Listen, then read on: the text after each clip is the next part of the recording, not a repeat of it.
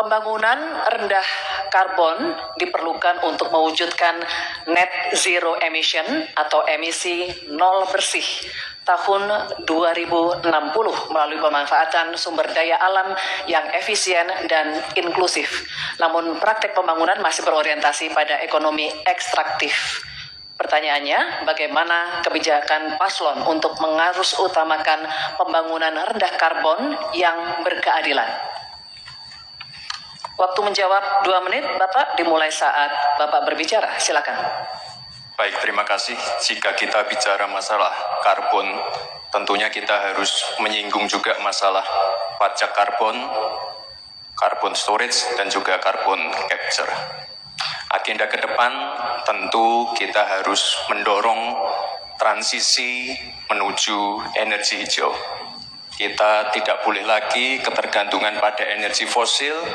Kita dorong terus energi hijau yang berbasis bahan baku nabati seperti yang saya katakan tadi, bioetanol, bioaftur, biodiesel. Sekarang sudah terbukti dengan adanya B35 dan B40 ini sudah mampu menurunkan nilai impor minyak kita, meningkatkan nilai tambah produksi sawit di dalam negeri dan juga lebih ramah lingkungan. Sekali lagi, tantangannya di sini adalah mencari titik keseimbangan atau titik tengah. Kita ingin menggenjot hilirisasi industri, tapi kita juga wajib menjaga kelestarian lingkungan. Kita ingin meningkatkan produktivitas petani dan juga sektor maritim, tapi kita juga wajib menjaga keseimbangan alam. Dalam pelaksanaannya tentu AMDAL itu wajib, analisa lingkungan juga wajib, sustainability report wajib juga. Dan jangan sampai ada alih fungsi lahan yang sekiranya merugikan pengusaha lokal, UMKM lokal, ataupun masyarakat adat setempat. Sekali lagi,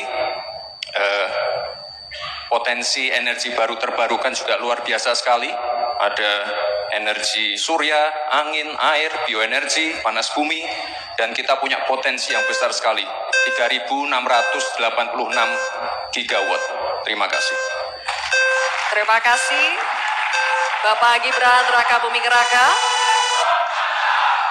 Baik, sesinya masih berlanjut, Bapak Ibu. Terima kasih. Kami persilakan sekarang untuk calon wakil presiden nomor urut 3, Bapak Mahfud MD, untuk menanggapi. Waktunya 1 menit dimulai saat Bapak berbicara. Silakan. Baik, terima kasih. Saya sudah menyimak dengan baik meskipun saya agak koreksi sedikit terhadap pertanyaan tadi. Kalau dibilang 5 tahun dari sekarang untuk emisi dan bersih, itu sebenarnya nanti tahun 2060 masih jauh waktunya.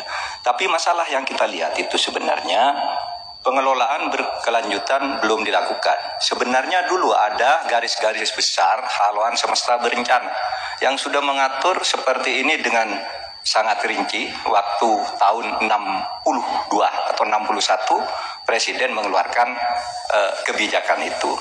Nah, saya sekarang ingin menatakan kebijakan insentif dan disinsentif ekonomi hijau seperti karbon, pajak limbah, dan sebagainya. Bagaimana Bapak mau melakukan itu? Baik, waktunya habis. Terima kasih. Selanjutnya, calon wakil presiden nomor urut 1, Bapak Muhaimin Iskandar. Kami berikan kesempatan juga untuk menanggapi. Waktunya 1 menit dimulai ketika Anda berbicara. Silakan. Ya, memang pajak karbon ini salah satu, bukan satu-satunya. Yang paling penting adalah dipersiapkan transisi energi baru dan terbarukan. Sayangnya, komitmen pemerintah hari ini tidak serius. Target energi baru dan terbarukan yang mestinya kita harus punya target 2025 berkurang dari 23 justru diturunkan menjadi 17%. Penundaan implementasi pajak karbon dilakukan oleh pemerintah hari ini. Dari tahun 2002 dimundur menjadi tahun 2025. Apanya yang mau dilanjutkan? Karena itu secara tegas harus dilakukan. Implementasi pajak karbon dilakukan secepat-cepatnya, sekaligus transisi energi baru terbarukan dijalankan. Baik, waktunya masih ada Bapak, cukup lanjut. Baik, terima kasih Bapak Muhaimin Iskandar atas jawabannya atau tanggapannya. Selanjutnya, kami persilakan calon wakil presiden nomor urut 2, Bapak Gibran Raka Buming Raka untuk merespons tanggapan dari calon wakil presiden nomor urut 3 dan calon wakil presiden nomor urut 1. Waktunya 1 menit dimulai saat Bapak berbicara, silakan. Terima kasih Prof. Mahfud dan Gus Muhaimin. Untuk masalah insentif, komitmen, ini bisa kita kasih contoh yang sudah berjalan saja. Contohnya pembangkit listrik tenaga surya yang ada di Cirata. Itu kan kerjasama dengan PT Masdar dari Uni Emirat Arab. Ini kan juga ada insentifnya, Prof. Ada tax holiday, tax allowance, ada pembebasan biaya modal juga, sehingga akan mendorong perusahaan-perusahaan untuk berinvestasi di bidang transisi energi hijau.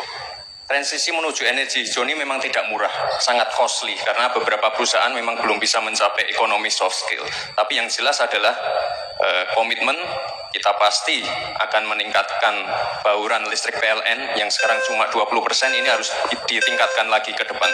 Terima kasih. Baik.